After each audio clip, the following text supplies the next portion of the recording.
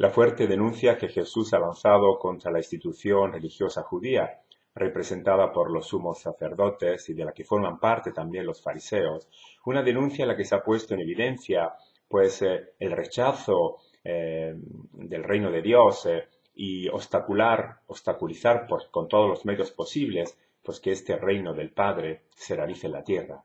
Esa denuncia no ha surtido los efectos deseados en el sentido de que ni los sumos sacerdotes ni los fariseos han tomado en consideración las palabras de Jesús y han intentado cambiar actitud, convertirse. De hecho, los fariseos traman un plan, tienen un consejo, se reúnen para cazar a Jesús, para intentar eliminarlo. Y mandan a sus discípulos junto con los herodianos poniéndole una cuestión bastante seria. Es curioso que el evangelista en este episodio del tributo al César pues presente unidos a los herodianos y a los fariseos, a los discípulos de los fariseos, dos grupos antagonistas, es decir, por una parte los herodianos que apoyaban a Herodes, que era un rey legítimo, pues también aceptaban la presencia del Imperio Romano, de las tropas de invasión, algo que no soportaban los fariseos. Consideraban esto como un ultraje, como una forma de impunidad, como una ofensa terrible a su tradición religiosa y a su realidad de ser el pueblo elegido.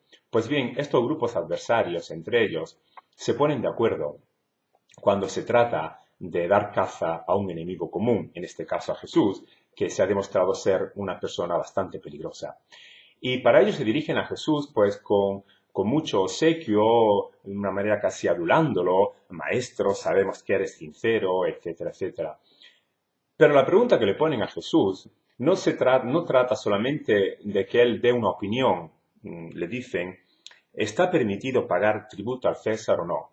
Sino que quieren que Jesús se pronuncie desde el punto de vista de la ley, es decir, llevan el problema, un problema bastante serio, al ámbito legal. Según nuestra ley, según la ley de Moisés, ¿tenemos que pagar o no tenemos que pagar el tributo al César? De cualquier manera que Jesús responda, hubiera quedado muy mal, porque si Jesús hubiera dicho, pues claro que no hay que pagar el tributo al César, porque nosotros no reconocemos otra autoridad, otra señoría que la del Padre del cielo, así que el César para nosotros es un don nadie. Esto hubiera significado para Jesús presentarse como un subversivo, un rebelde a las autoridades romanas, y para eso estaban los herodianos allí presentes, para echarles el brazo político, para echarles las manos encima. Si por otro lado Jesús hubiera dicho pues que había que pagar este tributo, hubiera quedado también muy mal con la gente que vivía esta presencia romana pues como una opresión muy fuerte, con una miseria que desencadenaba todos estos impuestos, todos esos tributos que había que pagar, aparte de la falta de libertad y de la humillación que suponía aceptar la presencia de este dominador extranjero. Jesús no responde directamente a esa pregunta, pero antes de pedirle que le enseñen una moneda, Jesús se da cuenta de la mala intención de esta gente y les dice, ¿por qué me tentáis, hipócritas? Jesús reconoce en la actitud de estos enviados de los fariseos personas que no son sinceras, que no tienen ninguna intención de aprender o de resolver ningún problema, sino que lo único que quieren pues es desacreditar a Jesús, hacer daño, tentar como había hecho el diablo en el episodio del desierto. Cuando uno se pregunta quién es el Satanás en este evangelio, pues en este caso son los enviados de los fariseos, son los que tientan a Jesús, los que intentan desviarlo de su camino, desacreditarlo, pues que acabe mal.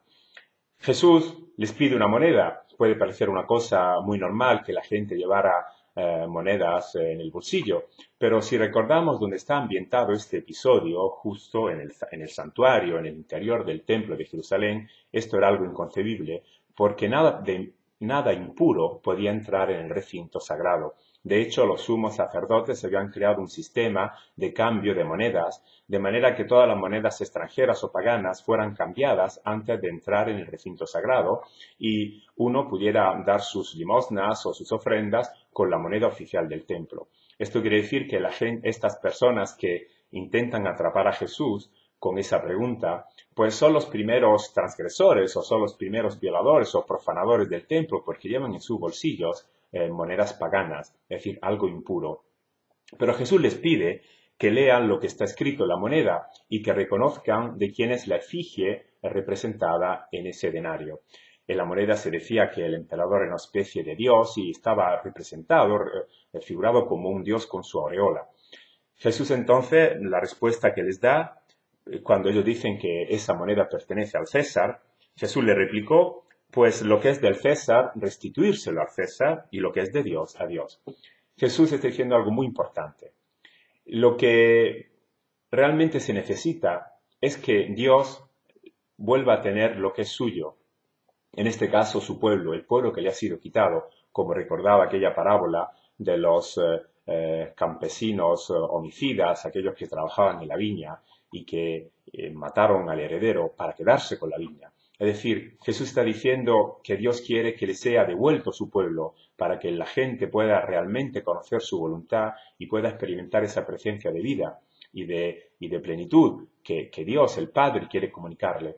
Y por otro lado, que devuelvan ese dinero pues a su propietario, en este caso al emperador, dando a conocer que no se dejan condicionar o que no son cómplices de un sistema injusto, es decir, que sean capaces de reconocer la propia libertad y sobre todo de no aceptar situaciones que crean por un lado miseria, opresión, pero que por otro lado conviene para esta gente desde el punto de vista de sus negocios, de sus asuntos económicos. Es fácil criticar al opresor y al mismo tiempo hacer negocios con sus dineros. Jesús pide una coherencia muy fuerte, por un lado, esa objeción, ese rechazar un sistema que es injusto, pero por otro lado, que le sea devuelto al Padre, a Dios, lo que se le había quitado su pueblo. Y este ha sido el grande abuso de los jefes religiosos, de los sumos sacerdotes, impedir que el pueblo tuviera acceso a Dios. Con Jesús este acceso está garantizado y sus adversarios, en este caso los